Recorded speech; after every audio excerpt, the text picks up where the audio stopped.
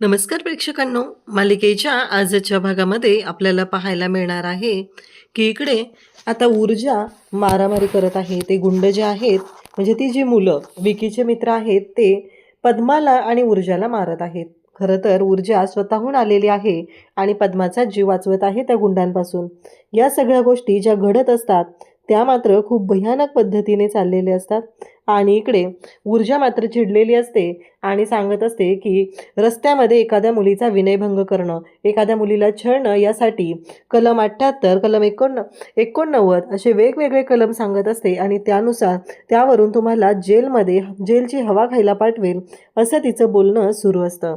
तेव्हा ते गुंड जे असतात, ती जी मुलं असतात, ती सुद्धा इथे त्रास देत असतात. ती ही विचित्र पद्धतीने वागत असतात. खरं तर या गोष्टी खूप भयानक अशा चाललेल्या असतात. ऊर्जाने हातामध्ये काठी घेतलेली असते. देवीची मिरवणूक चाललेली आहे, पण कोणीही तिथे मदतीला येत नाही. ऊर्जा एकटी एका मुलीला वाचवण्यासाठी लढत आहे. तिथं असलेल्या लोकांना जराही काही वाटत नाही, कारण हे सगळं जे काही घडत आहे ते भयानक पद्धतीनं चाललेलं आहे. त्यांना कोणालाच काही पडलेलं नाही आहे. ऊर्जा मदतीसाठी त्यांच्याकडे आलेली आहे, पण कोणीच तिला मदत करताना दिसत नाही. खरं तर या गोष्टी विचित्र अशा चाललेल्या असतात आणि ऊर्जा मात्र एकटी लढत असते आणि तिथं असलेल्या लोकांना सुद्धा ओरडत असते की तुम्ही फक्त बघत बसा, बघायची भूमिका करा. तुम्ही ना मर्द नाही आहेत, कारण एका मुलीची छेड काढली जाते आणि तुम्ही कोणीही मदतीला येत नाही. तुम्ही फक्त व्हिडिओ बनवत राहताय. ऊर्जाच्या लक्षात आलेलं असतं की पद्माचा ड्रेस फाटलेला आहे. त्या क्षणी ऊर्जाने तिच्या अंगावरचा कोट काढून पद्माच्या अंगावरती घातलेला असतो आणि पद्माला त्या लोकांपासून, त्या गुंडांपासून, त्या लफंग्या मुलांपासून ती वाचवत असते. एकटीच हातामध्ये काठी घेऊन लढत असते. एवढ्या सगळ्या गोष्टी ती करत आहे. तेव्हा मात्र इकडे आपल्याला पाहायला मिळतं की तो जो विकीचा मित्र आहे तो पुन्हा ऊर्जाच्या अंगावर धावून येत असतो. तर तिथं असलेलं कुंकू जे असतं एका थाळीमध्ये, ते सगळं ऊर्जा उचलते आणि त्याच्या अंगावरती ते उधळते. म्हणजे त्याच्या डोळ्यात गेलं पाहिजे आणि तो पुढे आला नाही पाहिजे, यासाठी हे सगळं ऊर्जाने केलेलं असतं. त्याचबरोबर इकडे त्यावेळी आता नेमका मंग्या तिथं आलेला असतो. ऊर्जा पटकन पद्माला मंग्याच्या गाडीवर बसवते आणि त्याला सांगते की तिला घेऊन जा आणि घरी सोड असं सांगितलं जातं. आणि शौर्य नेमका त्याच गर्दीतून निघालेला असतो. शौर्यसुद्धा तिथं आहे आणि मग मात्र आता शौर्य हे सगळं पाहतोय. एक मुलगी वाघिणीसारखी तिथं लढत आहे आणि तिच्या मदतीला तिथं कोणीच नाही आणि ती मुलं तिच्या अंगावरती धावून जात आहे. तिथे ऊर्जाचे दोन्ही हात त्या मुलांनी पकडलेले असतात आणि आता त्या विकीच्या मित्राने हातामध्ये काठी घेतलेली असते आणि तो ती काठी घेऊन ऊर्जाला मारण्यासाठी आलेला असतो. आता शौर्याला मात्र राहवत नाही, कारण एक मुलगी लढत आहे आणि तिच्या मदतीला कोणीही जात नाही. ती एकटी वाघिणीसारखी तिथं लढत असते आणि शौर्य ते पाहतो. शौर्याला मात्र तिथे मदतीला जायची गरज वाटत असते, म्हणून शौर्य गाडीतून उतरतो आणि त्या क्षणी पुढे जातो आणि तशीच त्या विकीच्या मित्राच्या हातातली काठी घेतो आणि त्याची धुलाई करायला सुरुवात करतो. कारण शौर्याने पाहिलेलं असतं की इतक्या वेळ ही मुलगी लढत आहे. आता मात्र ऊर्जा शांत राहत नाही. ऊर्जा म्हणते की काय हे, फक्त एवढ्या सगळ्या लोकांमध्ये एक पाठीचा कणा ताट असलेला मर्द मला दिसला. तुम्ही सगळेजण बघायची भूमिका करा आणि तुम्ही सगळेजण व्हिडिओ बनवत राहा. आणि इकडे शौर्याने ऊर्जाची मदत केलेली असते. तिच्यासाठी जे करायला पाहिजे ते सगळं त्याने केलेलं असतं, कारण ऊर्जासाठी जे आत्ता गरजेचं होतं. ऊर्जा स्वतः खंबीरपणे लढत आहे, परंतु या सगळ्या गोष्टी ज्या घडत असतात त्यामुळं खरं तर ऊर्जाला टेन्शन आलेलं होतं. या सगळ्या गर्दीतून स्वतःला बाहेर काढणं आणि पद्माचा जीव वाचवणं तिच्यासाठी महत्त्वाचं होतं. तेव्हा मात्र शौर्य म्हणत असतो की बघत बसा तुम्ही सगळेजण, फक्त बघत बसा. या मुलीला गरज होती, पण तुम्ही कोणीही मदतीसाठी आलेला नाहीत. आणि तेवढ्यात पुन्हा तो विकीचा मित्र येतो आणि आता त्याची धुलाई करायला इथे शौर्य असतो. शौर्याने त्याला एवढं मारायला सुरुवात केलेली असते की त्याला कळायचं सुद्धा बंद झालेलं असतं. तर शौर्य त्याची वाट लावत असतो आणि नेमकं त्याच वेळेस इकडे आपल्याला पाहायला मिळतं की ऊर्जासुद्धा काही कमी नसते. म्हणजे शौर्य मदतीला आलाय म्हणून आपण शांत राहायचं, हे काम ऊर्जा करत नाही. ऊर्जा उलट तेवढ्याच ताकदीने तिथे लढत असते आणि त्या त्या मुलांची वाट लावत असते. ऊर्जाने आज बघितलेलं असतं, कारण एका मुलीला त्रास देत आहेत आणि अन्यायाविरुद्ध जर आपण लढलोच नाही तर या गोष्टीला काहीच अर्थ नाही, हे ऊर्जाच्या लक्षात आलेलं आहे. आणि मग तिथं पडलेला ऊर्जाचा कोट, पर्स, तिच्या फाईल हे सगळं शौर्य उचलतो आणि ऊर्जाकडे देतो. ऊर्जाला तो म्हणत असतो की काय आहे हे सगळं? तेव्हा ऊर्जा म्हणते की हो, खरं तर त्या मुलीला खूप मदतीची गरज होती आणि ती मदत करणं खूप गरजेचं होतं. त्यामुळं मला ह्या सगळ्या गोष्टी कराव्या लागलेल्या आहेत, असं शौर्याला ती सांगत असते. तर शौर्य म्हणतो की मला अवजावू नका बोलू तुम्ही. तेव्हा ती म्हणते हो, मलाही अवजावू नका बोलू, असं ती सांगते. आणि त्याच वेळी आता ऊर्जा तिचं नाव सांगते. तेव्हा तो म्हणतो की तुम्ही लॉयर? तेव्हा ती म्हणते हो, मी लॉयर आहे. आणि तो म्हणतो कोणत्या फर्ममध्ये तुम्ही काम करताय, प्रॅक्टिस करताय? तेव्हा मात्र ऊर्जा म्हणते की नाही, फ्रीलान्सिंग करते आणि इतर वेळी हे सोशल वर्क. खरं तर शौर्यने तिला अजूनपर्यंत सांगितलेलं नसतं की तो सुद्धा एक लॉयर आहे आणि तो या सगळ्या गोष्टी करत आहे. हे सगळं काहीच त्याने सांगितलेलं नसतं. तेव्हा मात्र आता शौर्य तिच्याकडे पाहत असतो. मग ऊर्जा लगेचच तिचं जे कार्ड आहे ते देते आणि इकडे शौर्याला म्हणू लागते की हे माझं कार्ड, ॲडव्होकेट ऊर्जा शिंदे. कसं आहे माहिती आहे का, कधी गरज लागली आणि केस जर तेवढी स्ट्रॉंग असेल तर मात्र मी कमी पैशात पण लढू शकते, पैशांची पण ॲडजस्टमेंट करू शकते. पण जर खरंच प्रॉब्लेम असेल तर, आणि गरिबांसाठी मी लढण्यासाठी नेहमी सज्ज आहे, असंही तिनं सांगत असते. खरं तर शौर्य या तिच्या बोलण्याने इम्प्रेस झालेला असतो. त्याला मात्र खरंच बरं वाटलेलं असतं. आणि अशी एक मुलगी आहे, तो म्हणतो की कोर्टात लढणारे, कोर्टात सगळ्यांसाठी बोलणारे मी अनेक पाहिले होते, पण असं कोर्टाच्या बाहेर फायटिंग करणारा वकील आणि गुंडांची धुलाई करणारा वकील आज पहिल्यांदाच पाहिलेला आहे. ऊर्जाने तिचं कार्ड आता शौर्याकडे दिलेलं आहे आणि त्याला सांगितलेलं आहे. इकडे मात्र आता शौर्यसुद्धा खुश झालेला असतो. ते कार्ड हातात घेतलेलं असतं. ऊर्जाने आता कोट अंगावरती घातलेला आहे आणि ती निघालेली असते. खरं तर तिच्यासाठी ही जी गोष्ट घडलेली आहे ती खूपच विचित्र असते. आज तिला अन्यायाविरुद्ध लढायचं आहे, एवढंच तिनं ठरवलेलं आहे. आपल्या बाबांची इच्छा पूर्ण करायची आहे. खरं तर बाबांच्या इच्छेसाठी तिने वकील झालेली असते. इकडे आता शैलेजा आणि विजया बसलेले असतात. त्या दोघीही पद्माची वाट बघत असतात. तेवढ्यात सोनल आणि मोनल दोघे तिथे येतात आणि माझा टिफिन असं म्हणत त्या बोलू लागतात. तेवढ्यातच त्यांची आई त्यांना सांगू लागते की अगं पद्मा नाही आहे. त्या दोघीही म्हणत असतात की पद्मा कुठे आहे, पद्मा कुठे आहे? परंतु पद्मा अजून आलेली नाही. ह्यामुळं ह्या दोघींचा सगळीच तारांबळ उडालेली असते. तेव्हा त्यांना विजया सांगू लागते की तू काय कर माहिती आहे का, तुम्ही दोघीजणी जा, मी तुमचा टिफिन जो आहे तो तुमच्याकडे पाठवून देईल, हेही सांगितलं जातं. आणि तेव्हा मात्र इकडे शैलजा आणि विजया म्हणत असतात की ही पद्मा कुठं राहिली आहे? या घरातलं सगळ्यांचं सगळं तिलाच माहिती असतं. माईसाहेब अजून उठलेल्या नाही आहे, त्यांच्या औषधाची वेळ झालेली आहे आणि जर त्या अचानक बाहेर आल्या तर खूप मोठा गोंधळ होऊ शकतो, असं सांगितलं जात असतं. तेव्हा मात्र इकडे शैलजा म्हणत असते की काय करायचं आता, ही पद्मा का येत नाही आहे आणि एवढा वेळ कसा लागलेला आहे, हेच तिच्या डोक्यात सुरू असतं. तेव्हा मात्र या दोघीही बोलत आहेत आणि तेवढ्यात माईसाहेबांची एंट्री तिथं होते आणि माईसाहेब आलेले असतात. आणि मग मात्र त्या म्हणू लागतात की पद्मा कुठं आहे? शैलजा शांतच राहते, कारण माईसाहेबांच्या पुढे बोलायची कोणाचीही हिंमत नसते. शैलजा म्हणते की तिला शिर्केंकडे पाठवलं होतं पुरणपोळ्या घेऊन, अजून ती आलेली नाही आहे. माईसाहेब पुन्हा चिडतात, का पाठवलेलं? कोणाची परवानगी घेतली? मला विचारलं होतं का? मला विचारल्याशिवाय या घरात कुठलंही काम करायचं नाही, कुठलीही गोष्ट करायची नाही, असं म्हणत माईसाहेब ओरडत असतात. आणि इकडे आता त्या म्हणत असतात की आत्ताच्या आत्ता मला माझी औषधं हवी आहेत. शैलजा म्हणते मी देते. तेव्हा माईसाहेब म्हणतात की तू तू गोळ्याचा बॉक्स आणशील ग, पण कोणत्या गोळ्या कधी द्यायच्या आहेत हे तुला कुठं माहिती आहे? ऊर्जा आता पद्माच्या पत्त्यावर पोचलेली असते. मंग्याने तिला सांगितलेलं असतं, त्या नंबरला ती पोचते आणि मग ऊर्जा पद्माच्या घरात येते. पद्मा हळूच दरवाजा उघडून पाहते आणि ऊर्जा आल्या आल्या तिला मिठी मारते. खरं तर पद्माला खूप बरं वाटलेलं असतं. आज ऊर्जामुळं तिला एक ताकद मिळालेली असते आणि आज खरं तर इज्जत वाचलेली असते ती फक्त आणि फक्त या ऊर्जामुळं. कारण त्या मुलांनी नशा तर केलेली होतीच आणि इकडे पद्माच्या शरीराचे लचके तोडायलाही त्यांनी कधी मागं बघितलं नसतं. तर ऊर्जा तिला विचारते काय झालंय, कोण आहेत ती माणसं, सांग मला, कशामुळे हे सगळं घडलेलं आहे, असं ती विचारू लागते. आणि तेव्हा मात्र इकडे ती बोलत आहे आणि त्याच वेळेस पाहायला मिळतं ऊर्जा तिला विचारते मला सांग आत्ता, मला कळू दे नक्की काय झालेलं आहे, असं म्हणत तिने स्पष्टपणे आता बोलत आहे. आणि नेमकं त्याच वेळेस पाहायला मिळतं की एवढ्या सगळ्या गोष्टी घडलेल्या असतात आणि बिचारी पद्मा मात्र घाबरलेली असते आणि ऊर्जा तिला म्हणत असते की कळू दे काय झालंय नक्की, काय प्रॉब्लेम झालेला आहे, कळू दे मला, असं पद्मा विचारत आहे. पद्माला ऊर्जा विचारत आहे. तेव्हा मात्र पद्माला ती विचारते, कोण होती ती माणसं, तू ओळखत होतीस का त्यांना, सांग आत्ता मला, आपण त्यांच्या विरुद्ध पोलीस कंप्लेंट करायची आहे.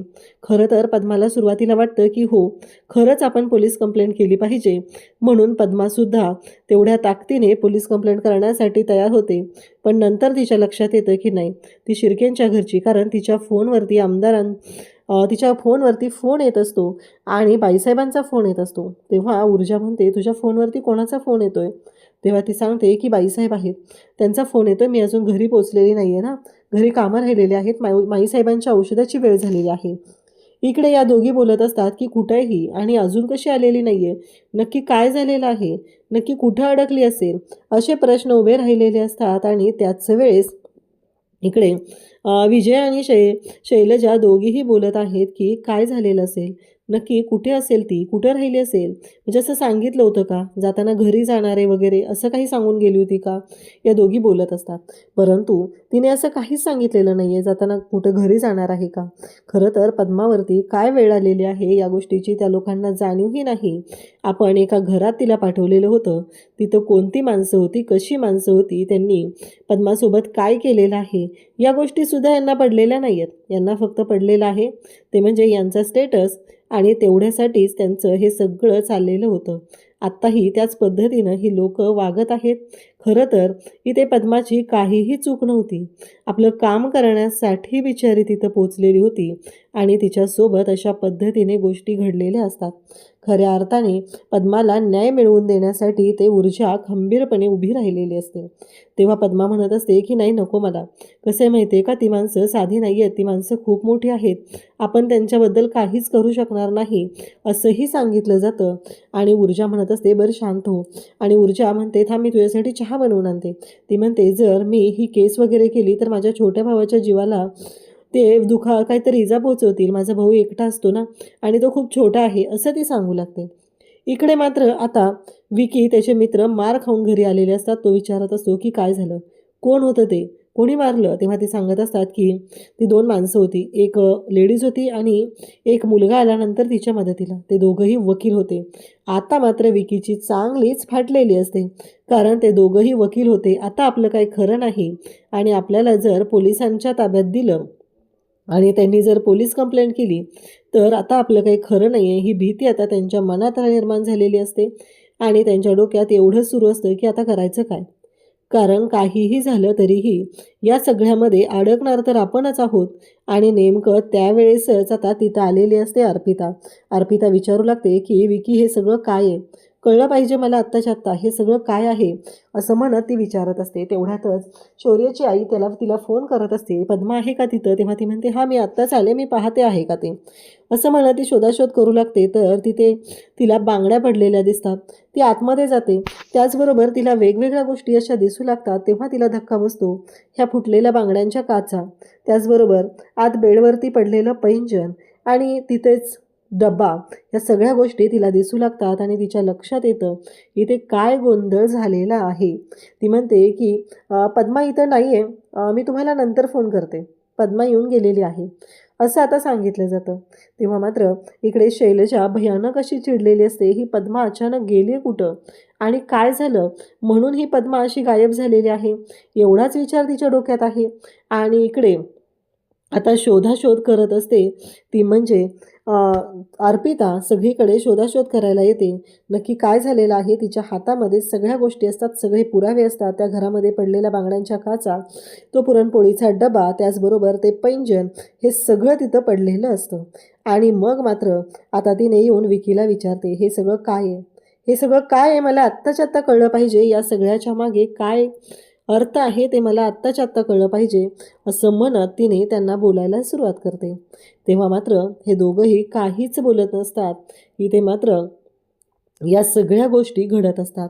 तेव्हा तिला त्या प्रश्नांची उत्तरं हवी होती आणि त्याचबरोबर हे सगळं जेव्हा घडत असतं तेव्हा मात्र तिला राग आलेला असतो आणि ती भयानक अशी चिडलेली असते. इकडे शैलजा आणि विजया म्हणत असतात की नक्कीच असं काहीतरी आहे, आपण त्या दिव्याला विचारूया. म्हणून तिने दिव्याला हाक मारायला सुरुवात करते. दिव्या दिव्या आत्ताच्या आत्ता बाहेर ये. तेव्हा दिव्या येते आणि म्हणते, बोला काय झालं. मग दिव्याला ती विचारते, ती पद्मा तू राहते तिकडच्याच चाळीत राहते ना. ती म्हणते मला का माहिती. आता मात्र इकडे अर्पिताला खूप राग आलेला असतो आणि अर्पिता मात्र विचारत असते, नक्की काय झालेलं आहे हे मला कळलं पाहिजे. इथे कोण आलेलं होतं, काय घडलेलं होतं, या सगळ्या गोष्टींचा मला शोध लागला पाहिजे, असंच तिचं म्हणणं असतं. मग मात्र त्यांच्यातला एक जण असतो, तो बोलायला सुरुवात करतो. काय झालेलं आहे याबद्दल तो सांगायला सुरुवात करतो. तेव्हा मात्र विकीचा मित्र म्हणतो की गप्प बस. तेव्हा मात्र ज्या मुलाने इकडे यांना मारण्याचा प्रयत्न केलेला असतो, मारायला गेलेला असतो, त्याची चांगलीच धुलाई झालेली असते आणि त्याच्या खानगण कानाखाली अर्पिता वाजवते आणि म्हणू लागते की गप्प बस. बोल रे, काय झालं होतं सांग मला.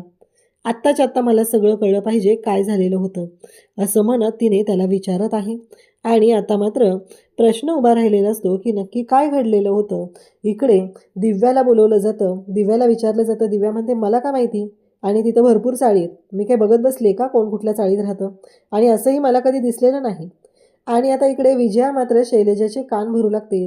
ही चाळीतली सून या घरात आलेली आहे तेव्हापासून हिने आपल्याबरोबर असंच वागायला सुरुवात केलेली आहे, असं म्हणत ती बोलत आहे. तिलाही खूप राग आलेला आहे आणि दिव्या पण गरज लागली की तेवढं व्यवस्थित बोलतात हे दिव्याला चांगलंच माहिती आहे. म्हणून दिव्यासुद्धा भयानक अशी चिडलेली असते आणि ती म्हणत असते की मला काय माहिती काय झालेलं आहे आणि मी काय सांगू तुम्हाला, असं म्हणत दिव्याने तिथे बोलायला सुरुवात केलेली असते. खरं तर माईसाहेब चिडलेले आहेत आणि आता माईसाहेबांना जोपर्यंत आपण शांत करू शकत नाही तोपर्यंत कुठल्याच गोष्टी व्यवस्थित होणार नाहीत हे लक्षात आलेलं असतं. आणि त्यामुळं या सगळ्यांच्या बाबतीत आता गोंधळ झालेला असतो आणि माईसाहेबांनी इथे कोर्ट करून ठेवलेला आहे. आणि या सगळ्या गोष्टी माईसाहेब, कोर्ट बंद झालेलं असलं तरीही या सगळ्या गोष्टी माईसाहेब ज्या पद्धतीने करत असतात ते सगळं पाहून इकडे या घरातल्यांची पण वाट लागलेली असते. त्याचबरोबर इकडे आपल्याला पाहायला मिळतं की आता शौर्य ऑफिसमध्ये आलेला असतो आणि ऑफिसमध्ये आलेला असतो, त्याच्या हातामध्ये ते ऊर्जाचं कार्ड असतं आणि तो त्या कार्डबद्दलच बोलत असतो. त्याच्या डोक्यात फक्त एकच विचार असतो की तो म्हणजे ऊर्जा, ॲडव्होकेट ऊर्जा शिंदे. खरं तर नावाप्रमाणेच तिच्यामध्ये ऊर्जा आहे ही गोष्ट तिथे स्पष्ट झालेली असते. आता इकडे शौर्याकडून अपडेट घ्या असं सांगितलं जात असतं, म्हणजेच शौर्याचे बाबा हे सगळं बोलत असतात. आणि तेव्हा मात्र शौर्य तिथं असतो. मग त्यांची फी किती सांगायची, 25% वाढवून सांगा, कारण ही श्रीमंत माणसं असतात, त्यांच्यासाठी इज्जत खूप प्यारी असते आणि त्यामुळं आपल्याला या गोष्टी कराव्याच लागणार आहेत असंही सांगितलं जातं. शौर्य मात्र हातात कार्ड घेऊन असतो, तो पुन्हा बाहेर आलेला असतो. या सगळ्या गोष्टी कशा पद्धतीने चालू आहेत या सगळ्याचा विचार चालू असतो. आणि त्याचबरोबर इकडे आपल्याला पाहायला मिळतं की जेव्हा हे सगळं घडत असतं तेव्हा मात्र आता लढण्यासाठी, या सगळ्यांना न्याय मिळवून देण्यासाठी ऊर्जा खंबीरपणे उभी असते. तर इकडे शौर्य मात्र बाबांना विचारत असतो की आपण काय करायचं आहे, म्हणजे मला काय म्हणायचं आहे, ते पीडित नाही आहेत का, पीडित दुसरं कोणी आहे का, असं विचारू लागतो. तेव्हा मात्र त्याला इकडे त्याचे बाबा म्हणत असतात की पीडित कोणी का असेना, आपल्याला काय फरक पडतो, आपल्यासाठी आपल्याला मिळणारा आपला पैसा महत्त्वाचा आहे. तर उद्याच्या भागामध्ये आपल्याला पाहायला मिळतं की या सगळ्या गोष्टी जेव्हा घडत असतात तेव्हा मात्र इकडे आता बोलत असते ती म्हणजे ऊर्जा पद्माला म्हणत असते की आपण अन्यायाविरुद्ध लढायचं आहे. आणि तेव्हा मात्र तिला फोन आलेला असतो, तो म्हणजे अर्पिताचा. अर्पिता म्हणत असते की पद्मा, मी अर्पिता बोलते, मी घरी आले, मला सगळं कळलं काय झालं, पण याबद्दल कुठंही वाच्यता करायची नाही, कोणाला काहीही सांगायचं नाही. तेव्हा मात्र आता इकडे ऊर्जाला खूप राग येतो, म्हणजे एक बाई असून एका बाईच्या अब्रूबद्दल तिला काहीही वाटत नाही आणि हे सगळं काय घडतंय याचा विचार तिच्या डोक्यात सुरू झालेला असतो. तर इकडे ऊर्जा जेव्हा हे सगळं ऐकते तेव्हा तिला धक्का बसलेला असतो. ती म्हणते की तो मुलगा, तुला जेव्हा मी मंग्याच्या गाडीवर पाठवलं ना तेव्हा तिथे एक मुलगा आला होता आणि त्याने मदत केली होती, तू नक्कीच आपल्या बाजूने साक्ष दे, फक्त मला त्या मुलाला शोधावं लागणार आहे, असं ऊर्जाच्या डोक्यात सुरू आहे. अशाच अपडेटसाठी चॅनलशी कनेक्ट राहा. थँक्यू.